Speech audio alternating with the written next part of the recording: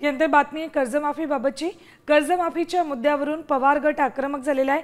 शिंदे आणि फडणवीस सोबतच अजित पवारांच्या फोटोला गाजराचा हार घालण्यात आलेला आहे। याची एक महत्त्वाची बातमी आहे। शेतकऱ्यांच्या कर्जमाफीवरून राष्ट्रवादी काँग्रेस शरद पवार गट आता आक्रमक झालेला आहे आणि गाजराचा हार घालण्यात आला आहे मुख्यमंत्री देवेंद्र फडणवीस आणि दोन्ही उपमुख्यमंत्र्यांच्या फोटोला। शेतकऱ्यांच्या कर्जमाफीवरून पुन्हा एकदा शरद पवार गट आता आक्रमक झालेला आहे। शिंदे फडणवीस आणि अजित पवारांच्या फोटोला त्यामुळे गाजराचा हार घालण्यात आलेला आहे।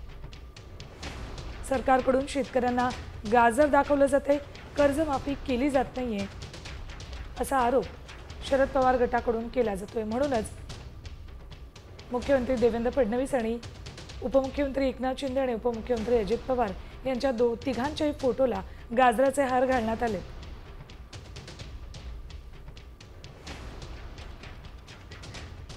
अपडेट्स घेऊयात आमच्या प्रतिनिधी रुपाली बडवे यांच्याकडून। रुपाली, अपडेट्स याबाबतचे।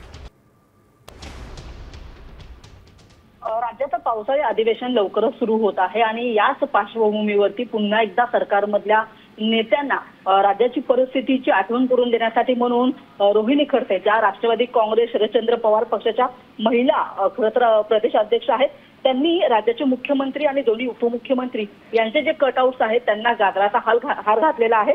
तशा पद्धतीने राज्यामध्ये शेतकऱ्यांची अवस्था आहे। शेतकऱ्यांना कर्जमाफी होत नाहीये, दुसऱ्या बाजूला शेतकऱ्यांच्या पिकाला देखील भाव मिळत नाहीये आणि ह्या सगळ्याचा विसर कुठेतरी सरकारला पडलेला आहे का? सरकारमधले जे महत्त्वाचे नेते मंडळी आहेत ते केवळ शेतकऱ्यांना गाजर देत आहेत का? अशा पद्धतीचे खरं तर त्यांनी विचारणा सुद्धा केलेली आहे आणि असा सवाल करत असतानाच त्यांनी राज्याचे जे तिन्ही प्रमुख नेते आहेत त्यांच्या गळ्यामध्ये गाजराचा हार घातलेला आहे आणि तोच सध्या व्हिडिओ आपण पाहतो आहोत की महत्त्वाची त्याच्यावरती चर्चा होताना पाहायला मिळते आणि याच माध्यमातून सरकारला जाब विचारलेला आहे। सरकारला जाब विचारण्याचा प्रयत्न राष्ट्रवादी काँग्रेस शरद पवार गटाकडून केला जातोय। धन्यवाद रुपाली संपूर्ण माहितीसाठी।